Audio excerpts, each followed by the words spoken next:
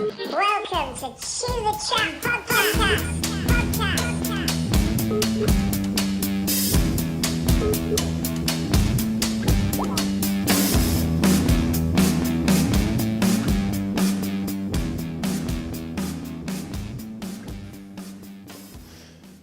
Yeah, that's going to be great.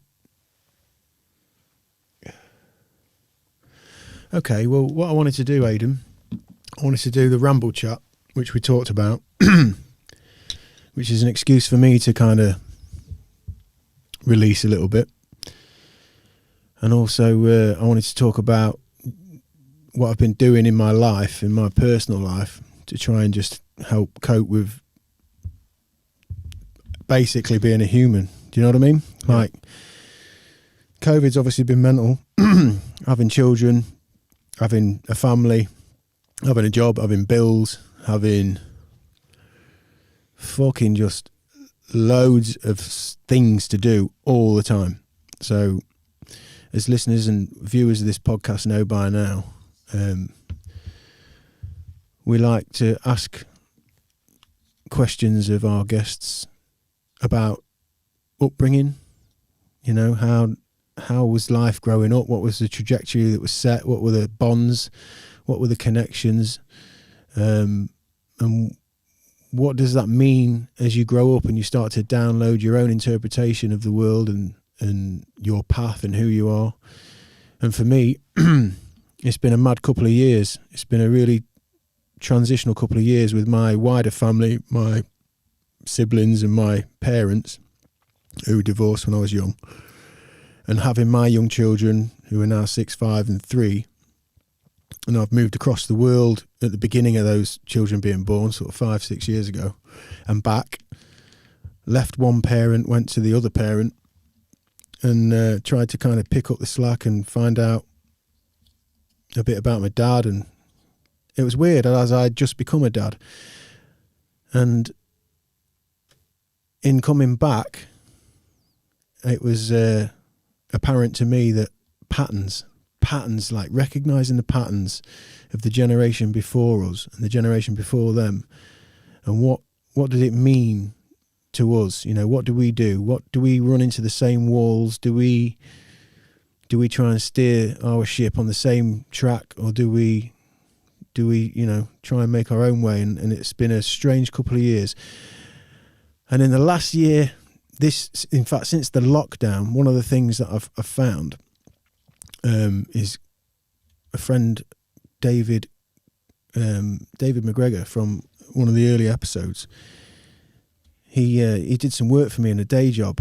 A lovely lad. He's a electrical engineer, and we were chatting one day, and I was telling him all about floating. And again, listeners to this podcast will know 10% off with the code word SHOE at Go Deep Flotation will get you your first float, and you get 10% off, and you get to experience what it was that I was chasing. And I was doing floating for a long time, which probably 2012, something like that. And I'm telling Dave McGregor all about it. You know, I like to go in this float tank and I like to disappear and just shut off, no sound, no touch, no smell, just cut off from the senses and drifting into the deepest sense of self that you didn't even know was there.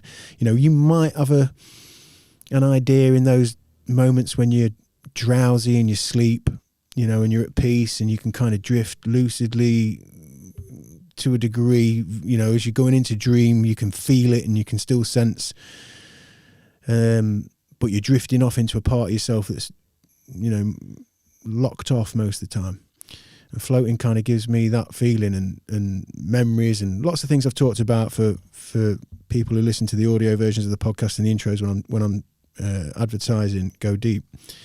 So I'm telling Dave McGregor all about this, and he's a Yorkshireman, and again I've joked on the episode with Dave, and we did a wild camping episode as well with Dave. He's got that Yorkshire straight up and down, just dry wit and humour.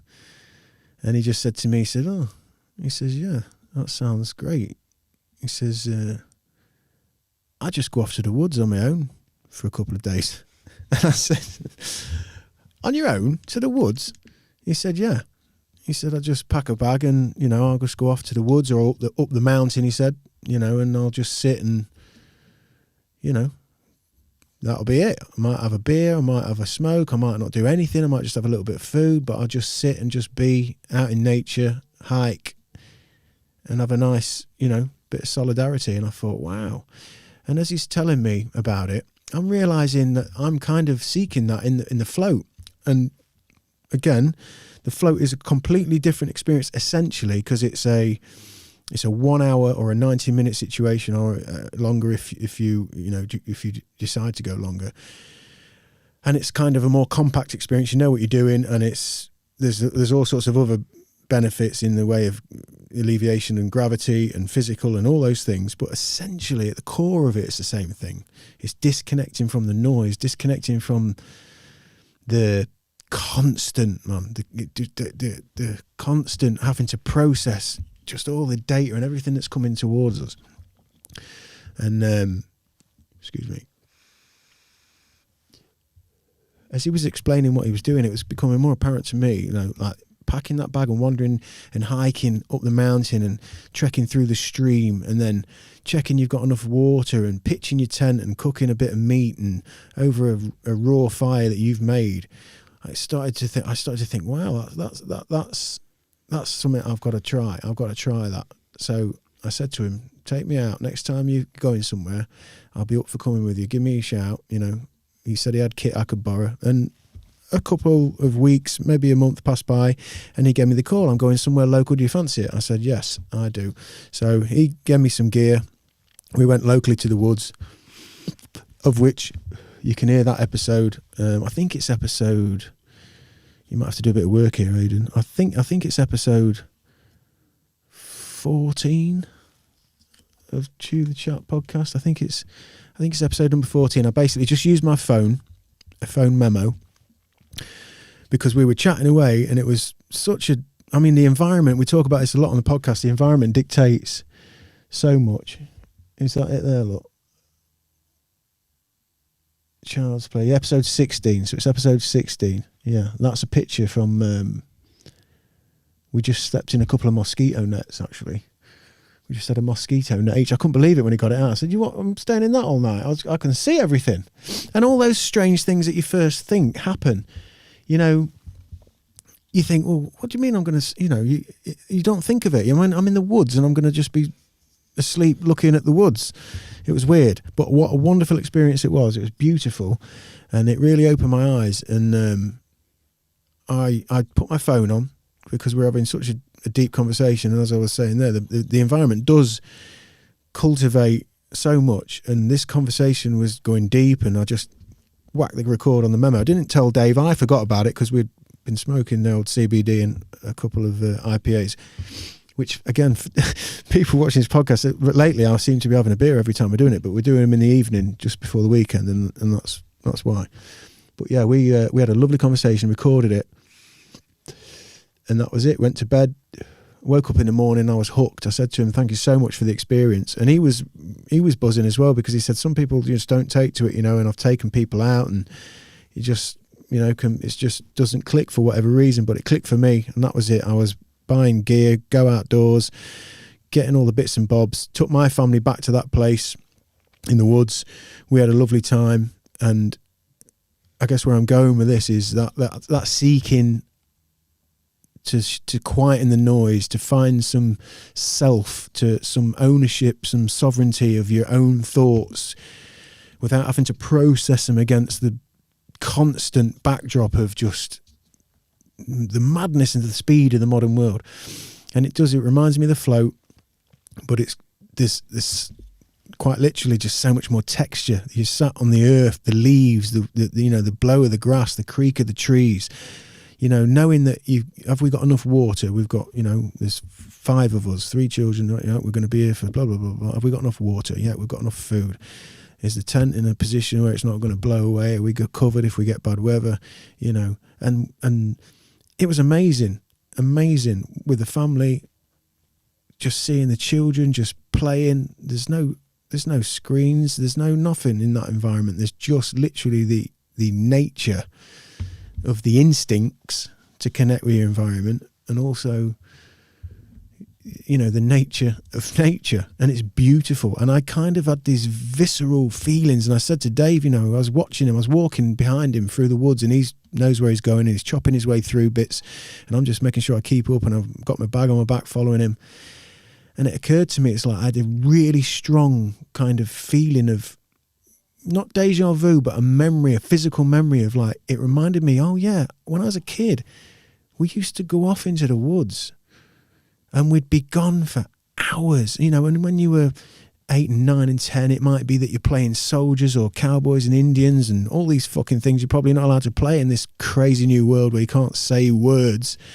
But yeah, we used to be lost. We'd be gone for hours, and the magic. And you might find like an old magazine. If you were lucky, it might be a jazz mag. But you would find something that, and when you found it, it was almost like, it might be an old pair of boots or an old newspaper or like some sign of life, and you'd think, fucking hell, who was here and what was this? And I always had those feelings, and it came back to me so strong when I was following Dave through the woods. Like, yes, this is in my DNA, this is in my memory. We did this. We spent hours in this environment just exploring, making dens, playing soldiers and what have you. So seeing my kids running around in this modern world in 2020, where the constant battle, I guess, for new parents is trying to moderate screen time, moderate digital connection, and keep the pace at something that is somehow in touch with something physical, something meaningful in that way. So that was glorious. And that led me on to going out with Dave further afield. We went out, just us, we went over to the Peak District, and we went and did a quite a big climb, like a 3-hour climb to a top of a fell. I think it was Wild Boar, somewhere near, I forget.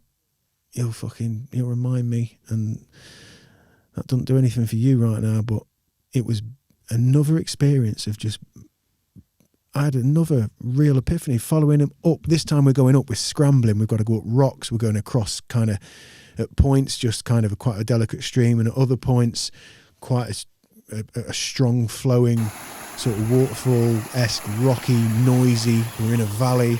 And you're kind of aware, it's like, shit, if I make a wrong move now, if my ankle twists, if my knee goes, we're kind of like, and I'm really aware of that.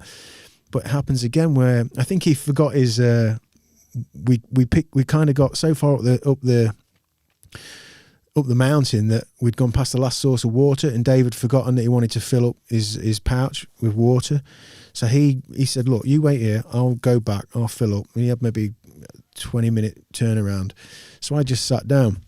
And I was thinking about my boys, my kids, and thinking, I can't wait to bring them here.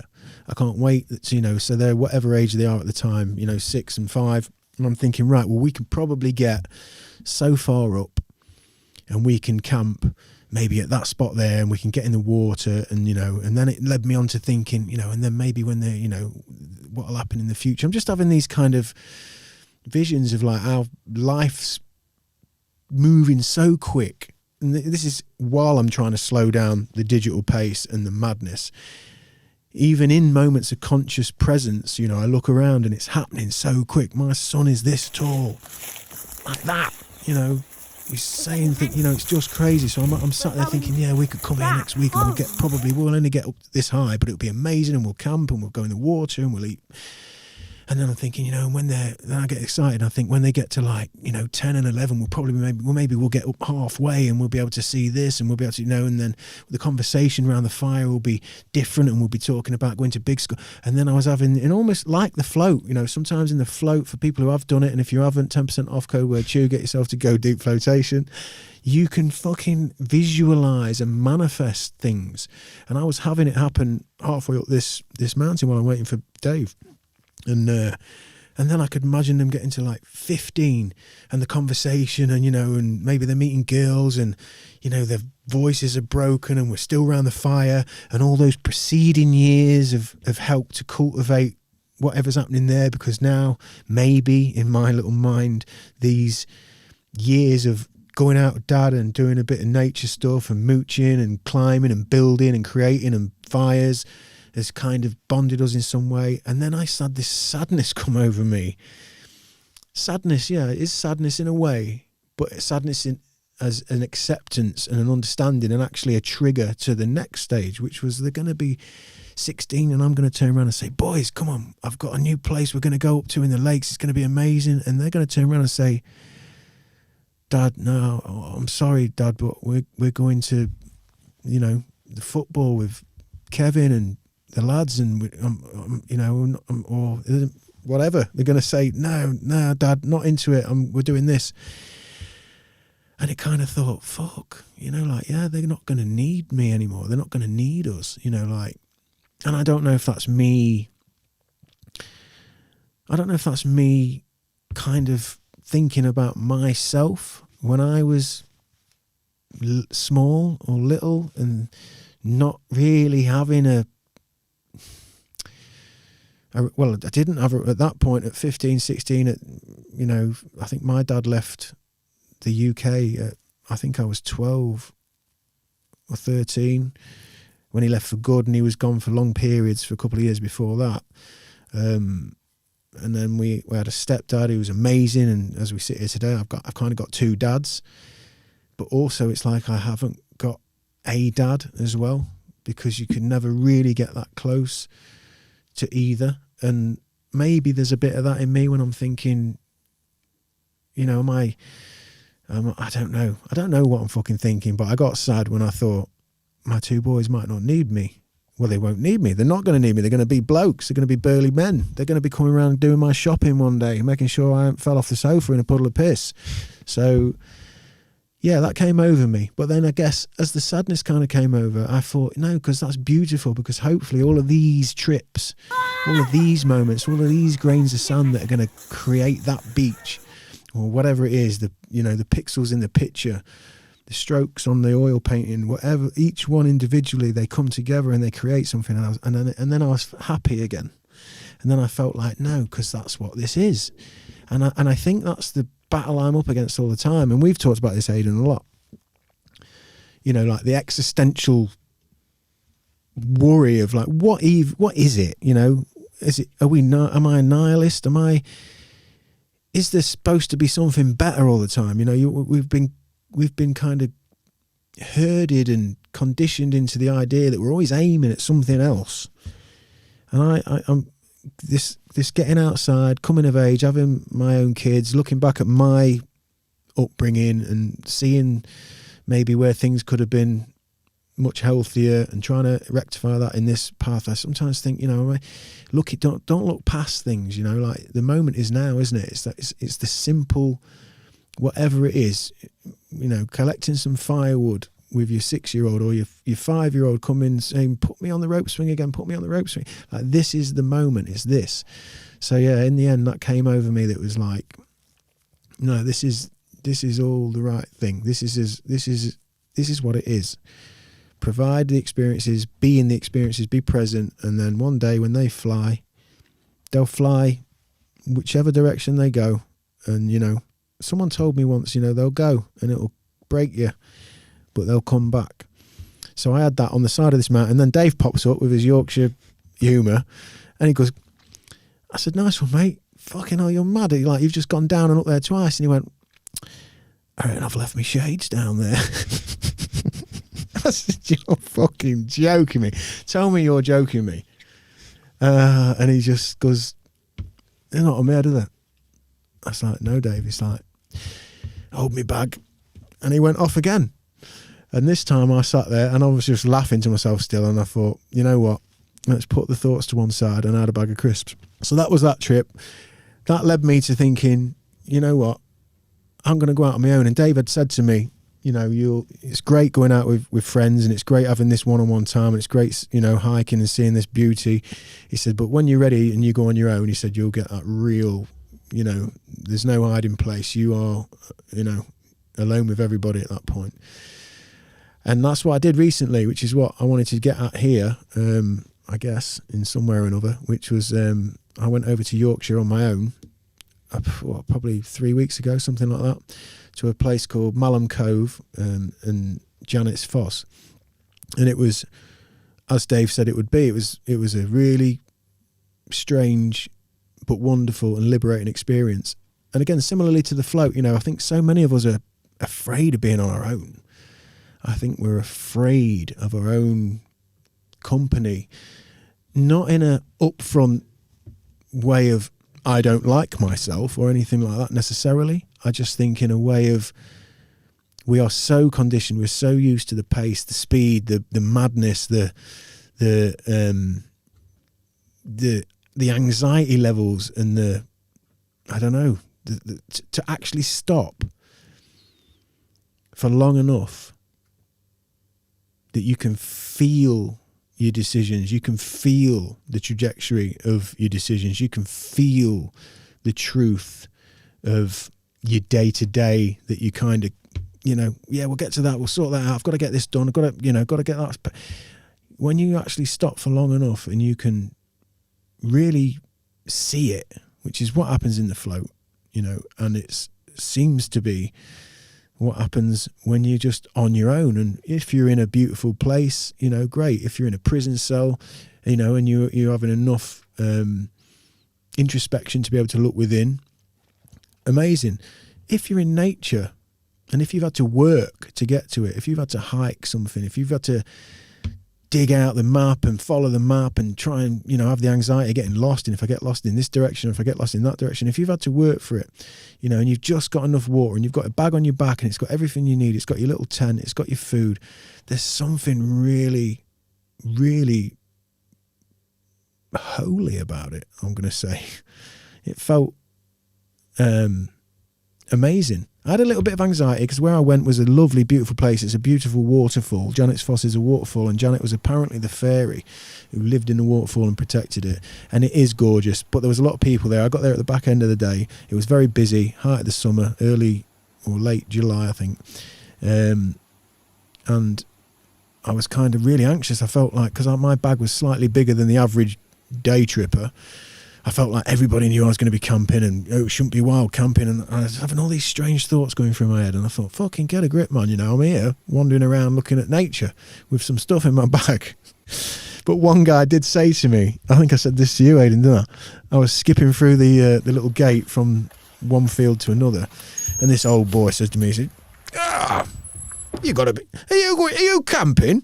And I was like, I said, hello, sir. I said, I've been mooching around everywhere. And I thought, fucking hell, he knows. And then I started having the thoughts about, well, what the fuck? Anyway, if I'm camping, do you know what I mean?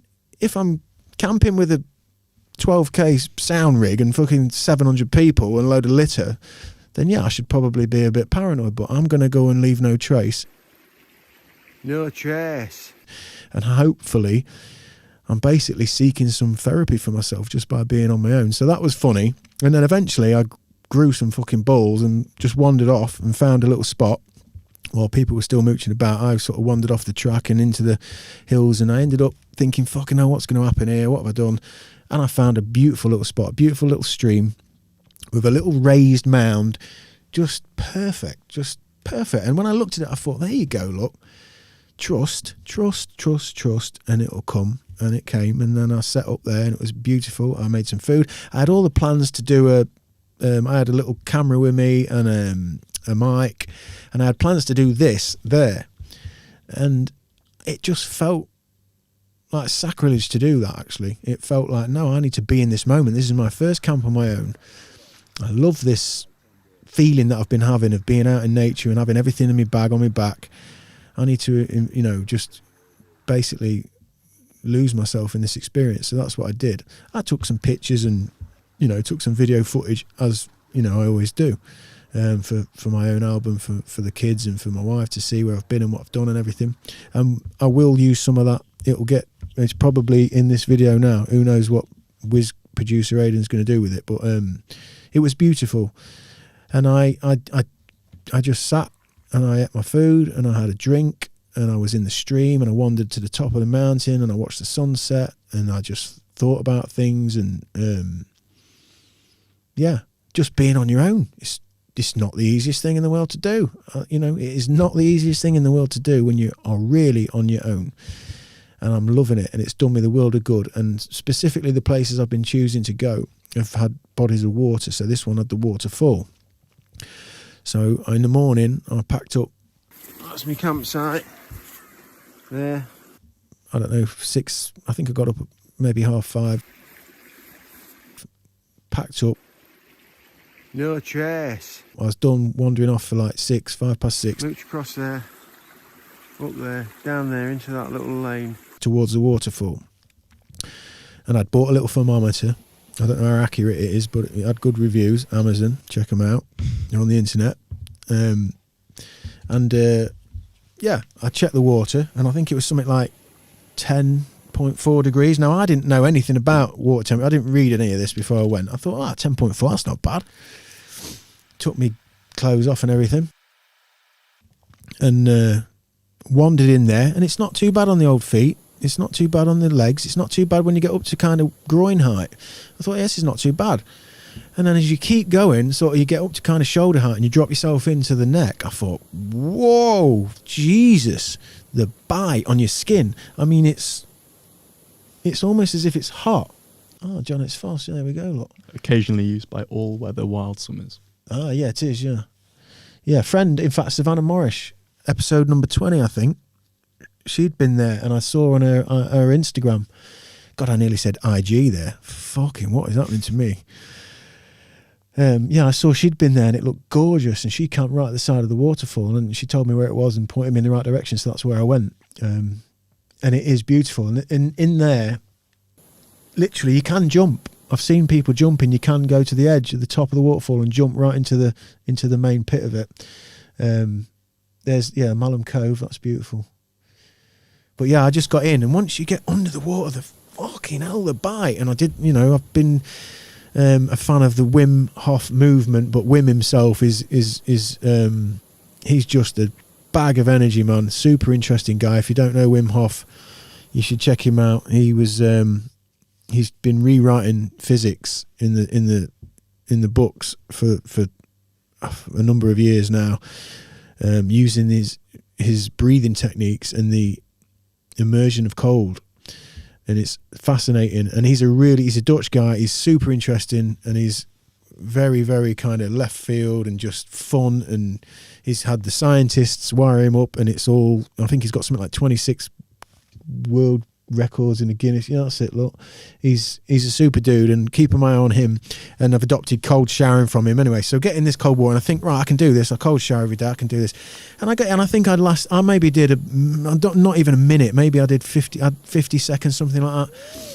And the bite is something else. And I got out, but as literally as I'd walked in, as I'm coming out, flesh hitting air, you start thinking, by the time I got back down to my ankles and I'm out of the water, I'm like, I feel all right. I'm not, you'd imagine you're going to come out and you'd be like a shivering, shaking dog, but I was fine.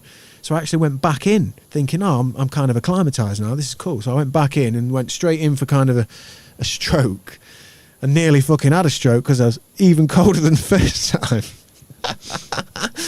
So I quickly, got back out of there, but felt fucking amazing. And you do feel amazing. There's something fucking, whatever Wim's off to, and we'll link it in and check him out. But you get out, and I guess it's like the cryotherapy. Again, the other sponsor that we use for our wonderful friends at Function First from Matt Frost, episode 1, lincolncryolab.co.uk.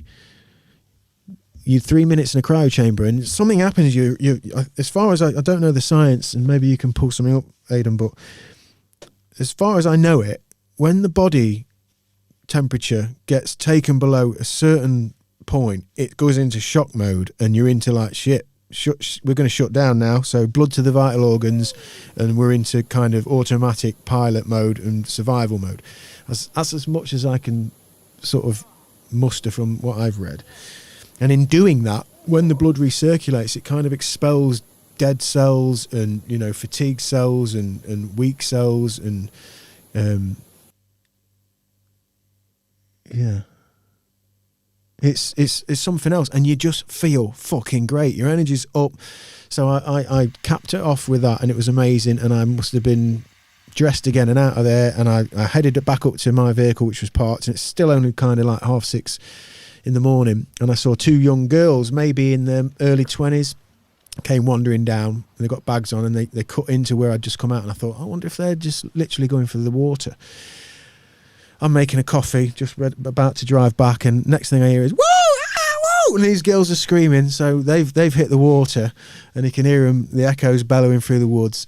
And as I'm finishing my coffee, literally just about to pull off, the two girls come walking out, and they had their hair wet and all that, and it was like we just had a knowing kind of nod, as if to say, you know, that was something else. And they'd gone down there and sorted it out first thing for their day, so I thought, wow, amazing, fair play to them.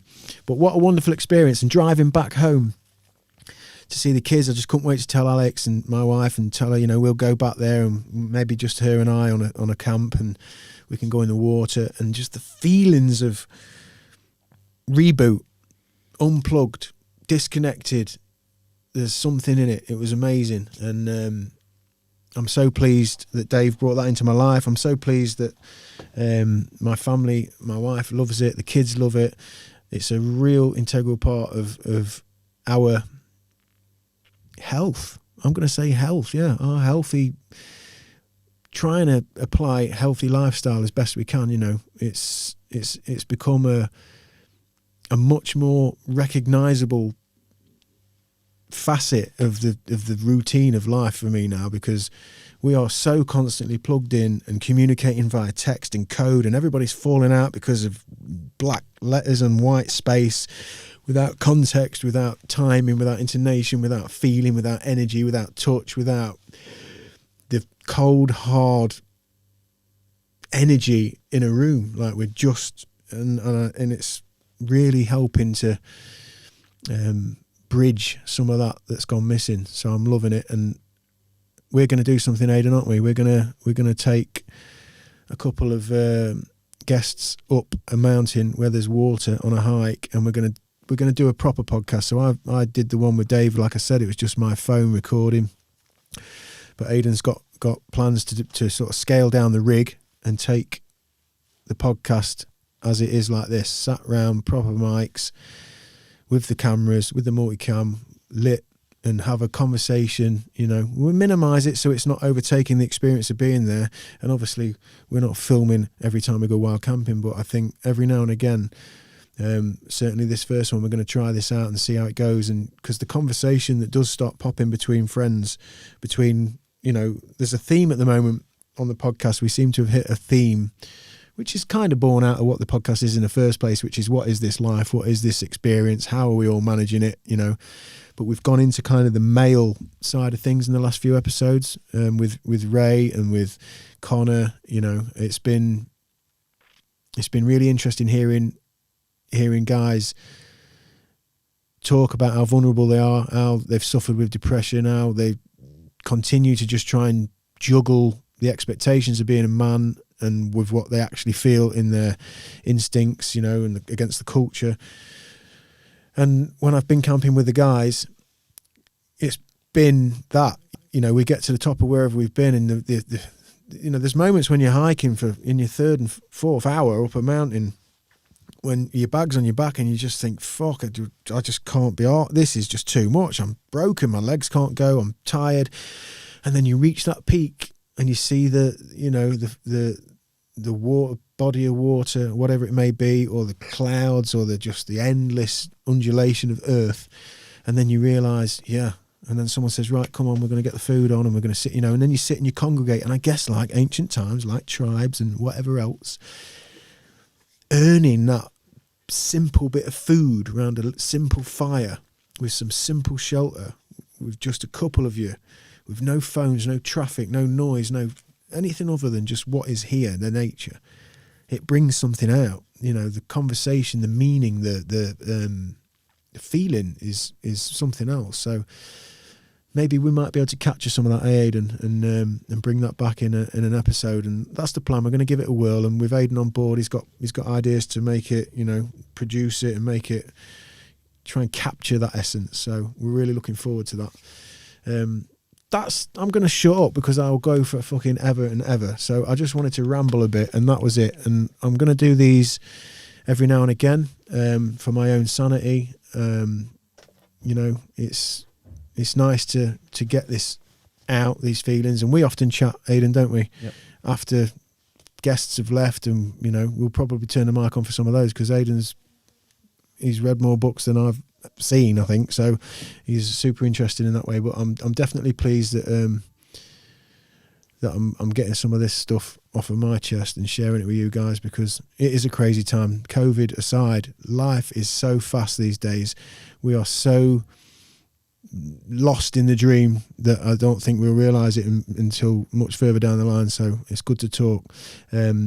What I will do as well is bring you up to speed. So if people are on YouTube watching and we've just gone past our first 100 subscribers, which we are so grateful for, it's amazing. We've been doing a design. Aidan's done a design from one of the episodes for a t-shirt, Lockdown Liars, from Steph's episode in I think it was episode 23. Yep. And you've done a t-shirt, and there it is. And we're going to give 10 of these away. So we've got a little thing running on Instagram at the moment. So for people who don't follow us or anything, head over to Instagram, jump on Tudor Chat Podcast, hit the follow button, tag a couple of friends in that. This is running, I think, for until next week at the point of this going out. This should go out on Friday, which is the 27th on Friday? I'm fucking winging it now, Aidan. I am winging this now. I'll tell you what it is on Friday. It is the 28th on Friday. So that'll be going till the following Friday, the 6th. So head over to Instagram, give us a follow on there. We post pictures on there and kind of contextual updates on things that are happening, as we do on the people who listen to the audio. On the intros, we keep you up to date there. So maybe on these Ramble Chats, I'll just fill in a few blanks as to what's happening with Aidan and I and the podcast in general. We've got some super exciting stuff that's been unraveling over the last couple of days. And I can't say too much too soon, but we've got, as we've mentioned again to listeners, our American listenership is growing all the time, and in California and Texas and New York and places like that. And we've been speaking to a very powerful lady over in California who's basically just waiting for me to tell her when we're going to do it. And she brings a wealth of really interesting insight to this whole holistic kind of fight back against the digital world. So there's that to come. We're talking to some really exciting people, and I'm really, really looking forward to the rest of this year. Hopefully COVID slides out of view a little bit, and the masks and the gloves as well, and we get back to something a bit more like normal. But whatever it is, we're just pleased that you're with us, and we're so grateful, and this little family is growing, and it is awesome. So I'm going to shut my mouth. Give us a follow on Instagram. We don't really bother with Twitter or Facebook or anything, but thank you so much, guys, and we'll see you again soon. Peace.